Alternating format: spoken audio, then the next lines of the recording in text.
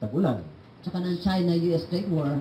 Well, the China-US trade war, to us naman, I think the key word here is for us to be able to use it as an advantage, capitalize on it as an opportunity. At isa yan sa mga pag-uusapan din namin sa next cabinet meeting. When? May presentation sa September, sa first week of September. So may present ang NEDA at TTI. May epekto na ba kaya ikasama sa cabinet?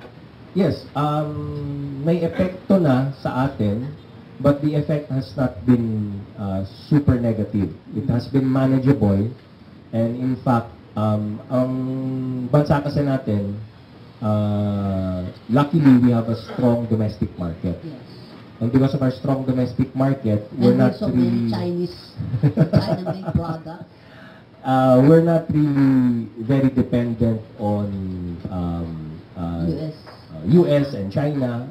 Of course, they're our trade partners. But because of the strength of our domestic market, yung nangyaring bangayan between China and the US has not really affected us as negatively as the other countries, including our neighboring countries.